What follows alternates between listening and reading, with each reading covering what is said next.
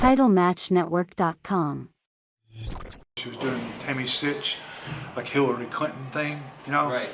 And was a natural. It's great on interviews, and right there it helped with the match.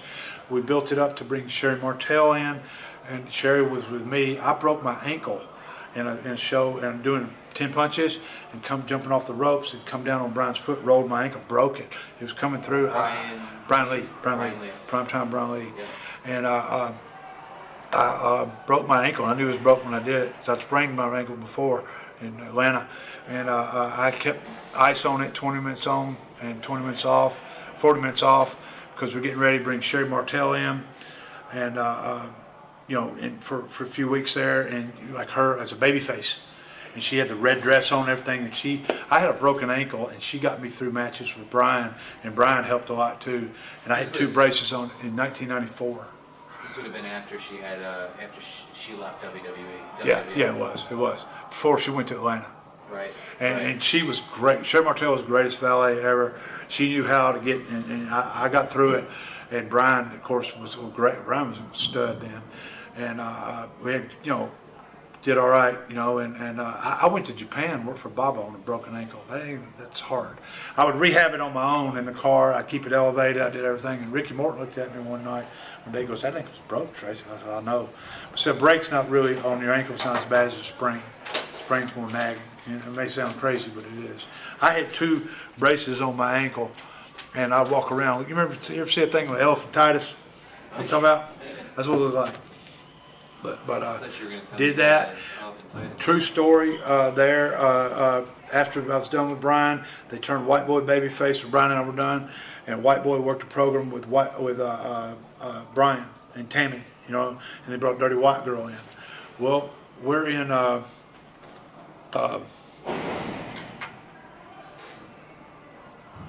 it called? A fair show. It was Fairgrounds. New. It was East Tennessee, Cotton County. What's that town? I can't remember the name of the town. Damn it. But anyway, Tony Atlas. They were wanting to bring Tony Atlas in. Now, this is what I was told. Tony Atlas in to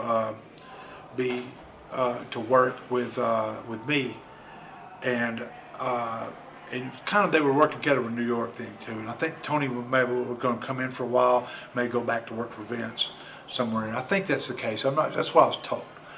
And they were going to put Tammy. Jimmy wanted to put Tammy, white girl with the big black guy, with the big, and get a lot of heat with the rebel flag thing and all that.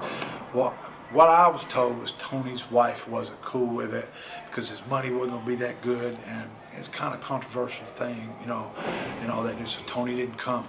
Chris Candido had been working with Tim Horner and had good matches and everything, and they really didn't have a lot of plans for Chris. He worked his ass off. He worked with Bobby Blaze a lot, had great matches, and they didn't really know what to do with me with Tony. Bobby Blaze.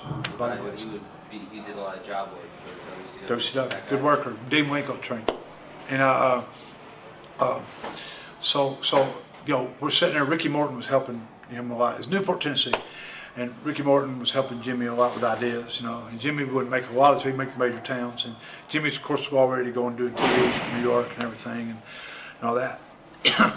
And he says, "Tracy, we really don't. I was going to Japan a lot, and I was coming in working for Jimmy. I'd go to Japan 4 or 5 times a year, And he goes, I don't know what they're going to do with you." He says, "They want to bring Tony in, but Tony's not going to be coming."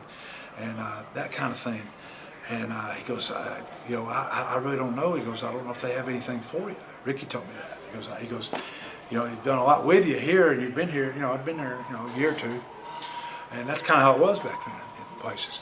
And I says, "What?" I says, "Listen," I said, "I've been in, figured in on some things." I said, "How about," I said, "I go down the middle of the card or on earlier, or whatever."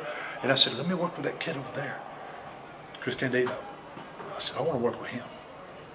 And Ricky goes, "He got no heat on him." He said, Timmy went through him and had him doing the baby bottles and all that stuff. And dude, I go, I said, "He can get over." I said, I'll get him over. I'll get him over. I'll break my back, get him over. I said, that kid works his ass off, and he's great. He's money. You know, he's Pete Rose of our business. Watch thousands of exclusive shoot interviews right now on TitleMatchNetwork.com.